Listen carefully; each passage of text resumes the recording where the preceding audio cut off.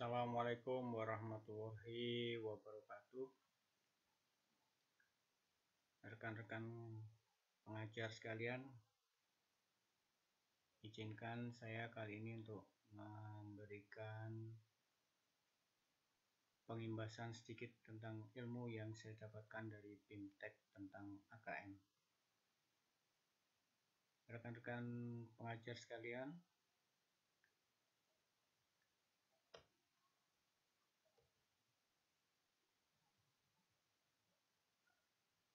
apa yang mendasari pemerintah menghapus asesmen nasional atau lebih dikenal dengan ujian nasional dan menggantinya dengan asesmen kompetensi minimum? Hal-hal yang melatar belakangi hal tersebut adalah yang pertama adalah sekitar 70% siswa Indonesia itu tingkat literasi membacanya masih di bawah minimum. Kemudian yang kedua, sekitar 71% siswa Indonesia itu tingkat literasi matematikanya masih di bawah minimum. Yang ketiga, berdasarkan survei PISA, skor siswa Indonesia itu masih berkisar antara 10 dan 15. Untuk itu pemerintah Indonesia sepakat untuk menghapus ujian nasional dan menggantinya dengan AKM. Adapun tujuan dari AKM adalah satu, mengukur kompetensi minimum siswa. Kompetensi minimum yang diukur di sini adalah kompetensi literasi membaca dan kompetensi literasi numerasi. Baik, kita lanjutkan.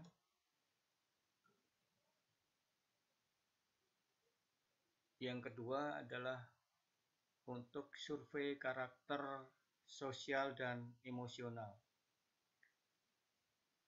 yang meliputi iman dan takwa, kebinekaan, kemandirian dan gotong royong, penalaran dan kreativitas. Sedangkan yang ketiga adalah sebagai survei lingkungan belajar. Dalam hal ini yang disurvei adalah aspek-aspek pendukung lingkungan belajar sekolah tersebut. Apa manfaat AKM bagi pendidikan? Yang pertama adalah untuk meningkatkan kualitas pendidikan. Yang kedua, sebagai umpan balik dari laporan AKM tadi akan memberi umpan balik pada sekolah tersebut. Dan yang ketiga adalah sebagai dasar penyusunan program pembelajaran di sekolah. Nah, untuk AKM ini yang diukur adalah kompetensi literasi membaca dan numerasi. Apa perbedaan antara literasi membaca dan literasi numerasi? Kita bahas di sini. Untuk literasi membaca itu siswa dituntut untuk memahami bacaan, menggunakan bacaan untuk menjawab soal-soal, mengevaluasi bacaan, serta merefleksi bacaan atau teks yang dia baca. Sedangkan literasi numerasi, di sini siswa dituntut untuk memahami rumus-rumus atau teori-teori yang telah mereka baca. Kemudian yang kedua, mengaplikasikan rumus-rumus itu untuk menyelesaikan soal-soal dalam matematika atau numerasi. Dan yang ketiga itu bernalar. Siswa dilatih untuk bernalar, berpikir untuk memecahkan masalah-masalah. Baik, berikutnya. Kepada siswa kelas berapa AKM diberikan? AKM diberikan kepada siswa kelas 5 SD. Sedangkan untuk SMP diberikan kepada siswa kelas 8 dan untuk SMA diberikan kepada siswa kelas 11. Apa gunanya diberikan pada kelas-kelas tersebut. Kenapa tidak diberikan pada kelas yang terakhir?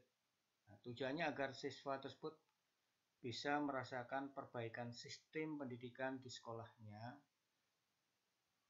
ya, setelah adanya laporan AKM yang diberikan. Baik, berikutnya. AKM di sini tidak untuk menentukan kelulusan. AKM sebagai evaluasi pendidikan di sekolah tersebut, dan AKM juga untuk memotret dan memetakan mutu pendidikan. Bagaimana tipe-tipe soal pada AKM? Tipe-tipe soal pada AKM meliputi 1. Pilihan ganda. Untuk soal pilihan ganda ini siswa diwajibkan memilih salah satu jawaban yang benar. Kemudian yang kedua, pilihan ganda kompleks. Di sini siswa tidak hanya memilih tapi memilih lebih dari satu jawaban yang benar. Yang ketiga, menjodohkan dengan jawaban yang benar. Soal dengan jawaban yang benar. Yang keempat, isian singkat. Dan yang kelima adalah soal uraian. Itulah 5 tipe soal pada AKM. Baik, kita lanjutkan dengan kompetensi literasi membaca. Kompetensi literasi membaca itu meliputi pengetahuan dan kecakapan. Yang pertama adalah kecakapan baca tulis, kemudian kecakapan mencari dan menelusuri informasi dalam teks. Yang ketiga, mengolah dan memahami informasi yang didapat dalam teks tersebut. Yang keempat, menganalisis dan menanggapi informasi-informasi yang ada dalam teks tersebut. Berikutnya, yang kelima adalah menggunakan informasi dalam teks tersebut untuk mengembangkan potensi yang ada dirinya. Dan yang terakhir adalah untuk berpartisipasi dalam lingkungan sosial. Kompetensi pada AKM numerasi, tadi literasi sudah dibahas tadi. Sekarang bagaimana kompetensi AKM pada literasi numerasi?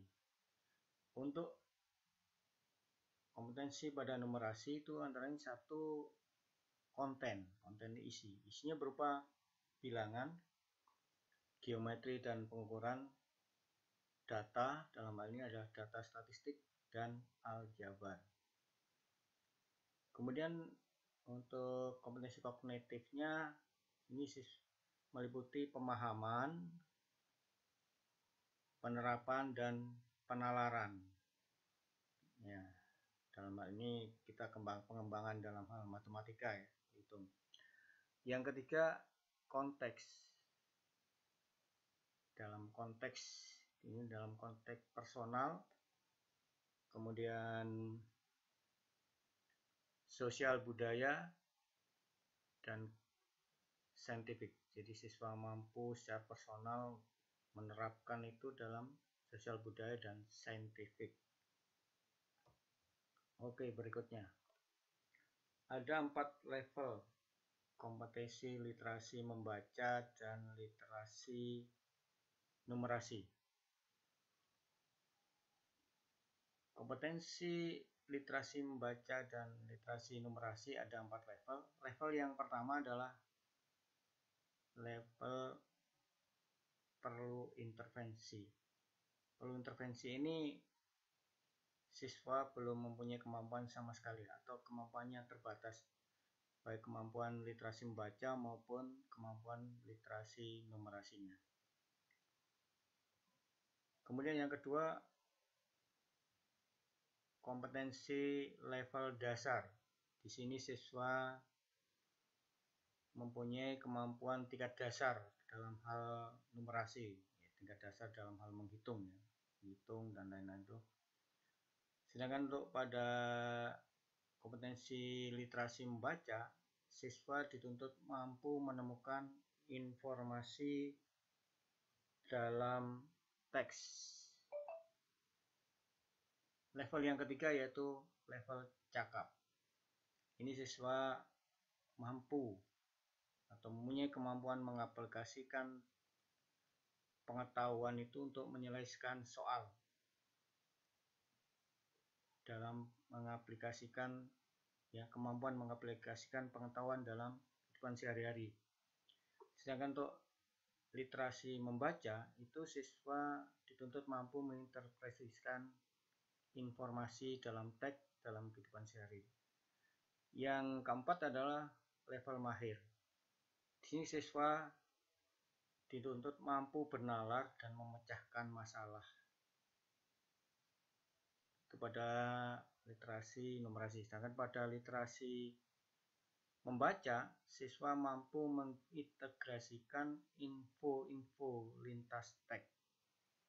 Jadi bacaan-bacaan, namun dia mengintegrasikan dalam itu berarti dalam lintas teks. Berarti siswa itu sudah mencapai tingkat mahir. Nah, apa manfaatnya level-level tersebut? Manfaat pengelompokan tingkat kompetensi literasi dalam AKM adalah agar kita sebagai guru mampu menyusun strategi pembelajaran yang sesuai dengan tingkat atau level yang dimiliki, yang sesuai dengan kompetensi siswa. Jadi istilahnya dalam bahasa aslinya aja teaching at the right level. Jadi kita harus mampu menyusun strategi pembelajaran yang sesuai dengan tingkat kompetensi siswa. Berikutnya, ya baik, saya kira cukup sekian. Mohon maaf jika ada kekurangan. Wassalamualaikum warahmatullahi wabarakatuh.